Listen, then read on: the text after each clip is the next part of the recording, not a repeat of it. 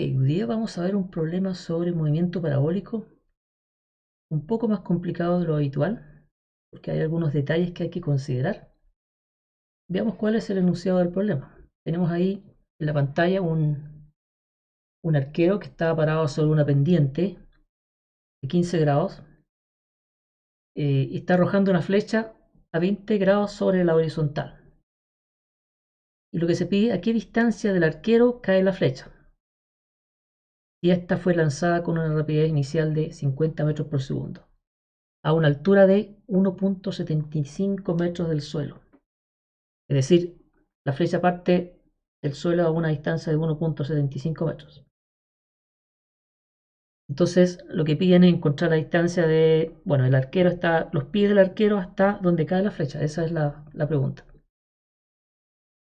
Bueno, para resolver este problema, lo primero que hay que hacer es establecer un sistema de coordenadas.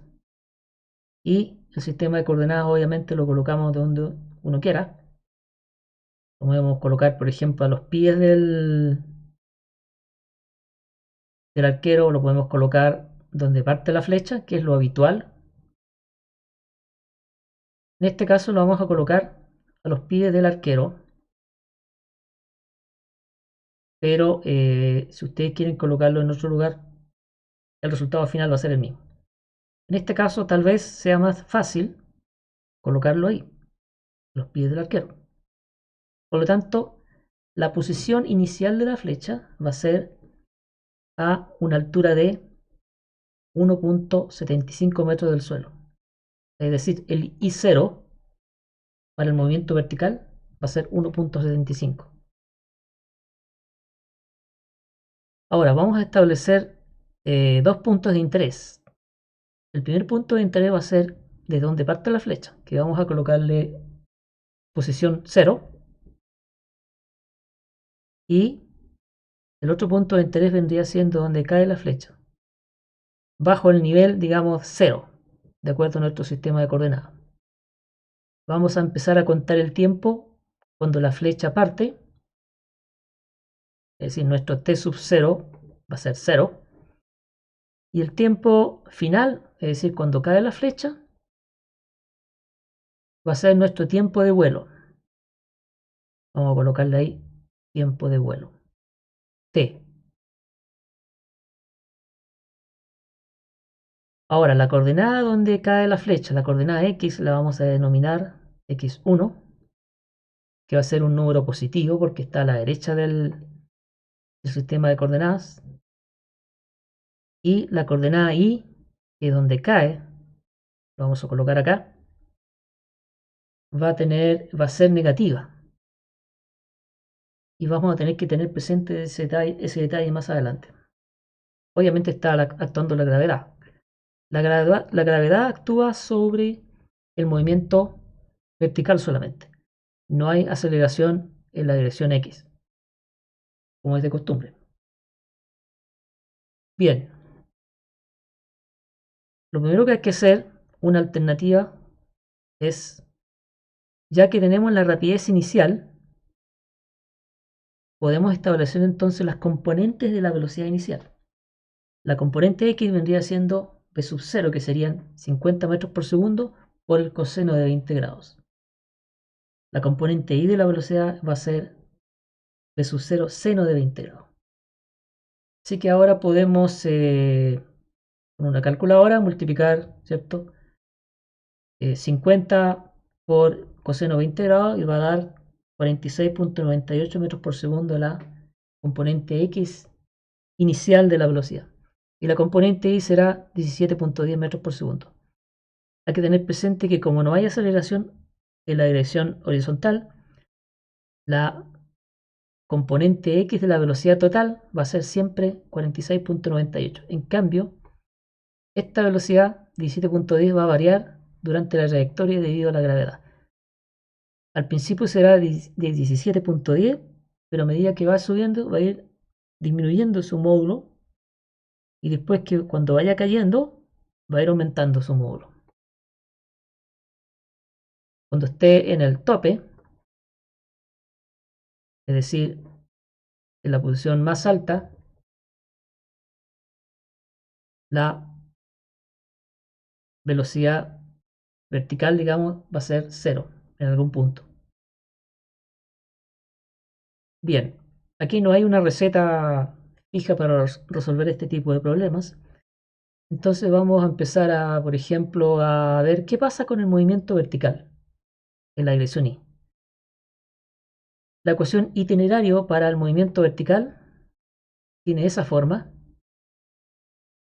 donde hay que tener presente que, como partimos, como el origen está a los pies del arquero, el I sub 0, en este caso va a ser 1.75 metros.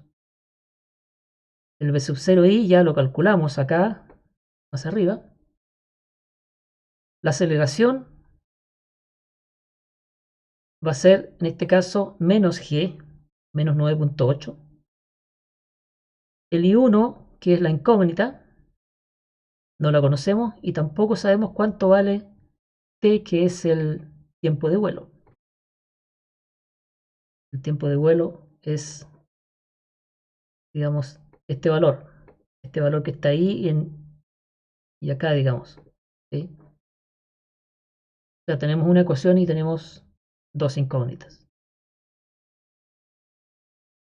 Ahora podemos reemplazar los valores que corresponden a I0, en este caso, como acabamos de decir, 1.75 metros, B sub 0I que vale 17.10 metros por segundo, y el resto queda como está ahí.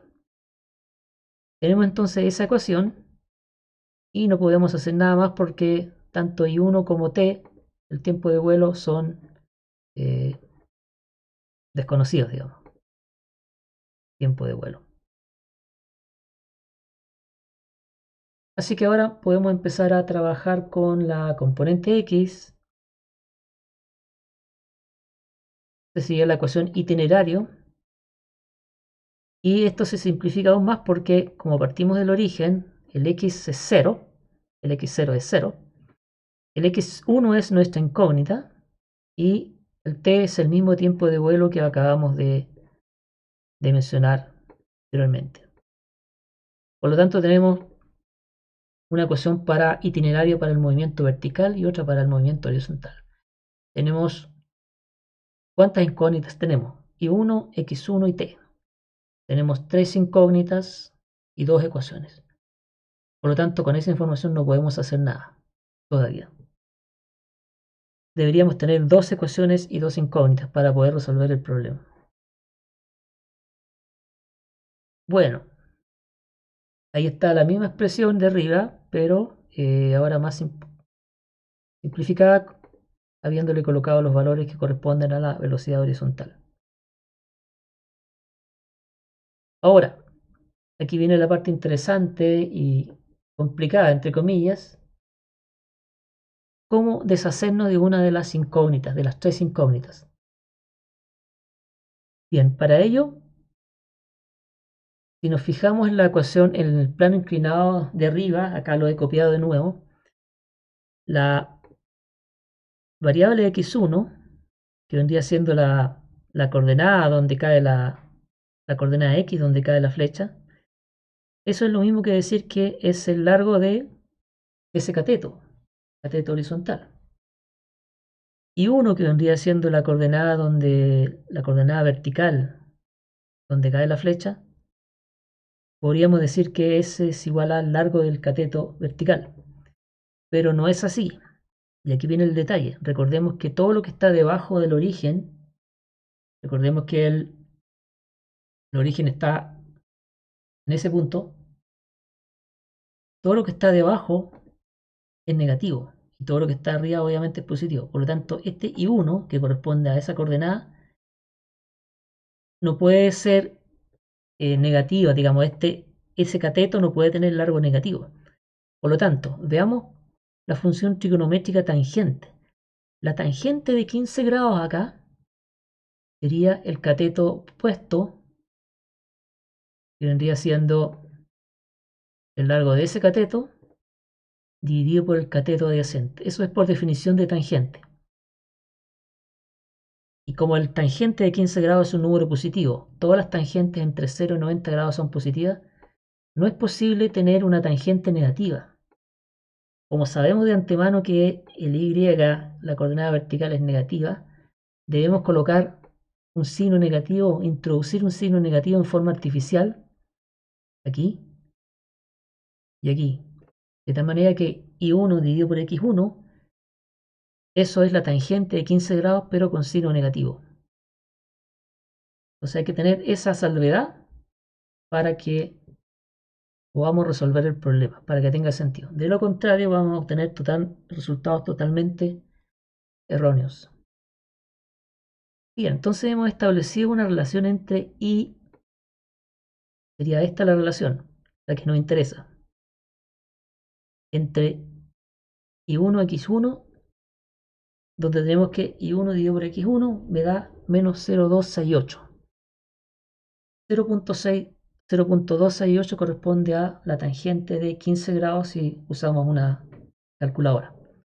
Y le hemos puesto el signo negativo artificialmente para que al final eso tenga sentido. Porque un número negativo, que sería, supongamos que como y1 es negativo, dividido por x1 me va a dar un número negativo. No puede ser igual a un número positivo, por lo tanto es por eso que le hemos introducido artificialmente el signo negativo. Y esa es la dificultad del problema en realidad, darse cuenta de eso. Bueno, esto es lo que teníamos antes, las dos ecuaciones que habíamos obtenido antes, las ecuaciones de itinerario para la subida de la flecha y para desplazamiento horizontal. Bueno, le he colocado ahí, etiquetado ecuación 1 y ecuación 2, acá, para hacer lo siguiente. Divido la ecuación primera por la segunda y me queda esa expresión que ustedes ven ahí.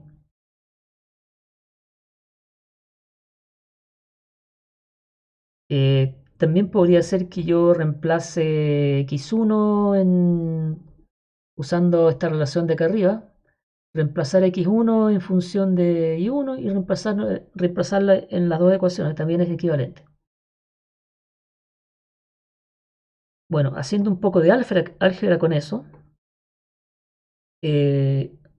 uno puede omitir las unidades para no arrastrarlas porque ya sabemos que son consistentes, de tal manera que el resultado final no pueden haber inconsistencias con las unidades. Así que procedemos a ver qué pasa con esa expresión. Bueno, la primera expresión que ven ahí ustedes es el resultado de haber pasado esto multiplicando hacia el otro lado.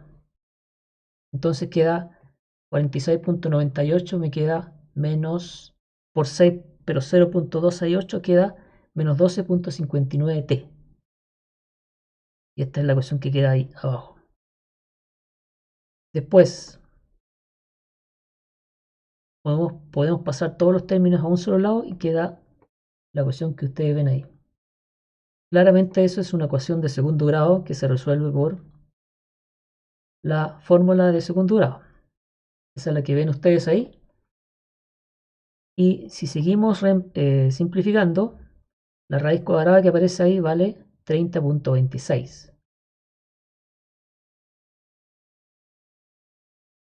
Después, obviamente, obtenemos dos soluciones. Una son 6.12 segundos y la otra menos 0.06 segundos. Obviamente esa no es una solución válida, no tiene sentido físico, por lo tanto la desechamos y nos quedamos con la ecuación, con la solución primera, 6.12 segundos. Entonces hemos encontrado el tiempo de vuelo, T1. Con ese tiempo de vuelo ahora podemos reemplazarlo en las ecuaciones itinerarios que habíamos obtenido antes. Así, por ejemplo, en la ecuación itinerario por el movimiento horizontal, reemplazamos ahí en t 6.12 segundos y queda esa expresión, es decir, x1 vale 287.5 metros. Eso es lo que alcanza a avanzar la flecha en la dirección horizontal. Para la dirección vertical, análogamente, usamos la ecuación de itinerario que habíamos obtenido anteriormente. Reemplazamos el valor de t ahí, 6.12 segundos, para obtener esa expresión. Hay que recordar que g es negativo, por eso está menos 9.8 ahí. Y finalmente entonces queda I1 es menos 77.1 metros.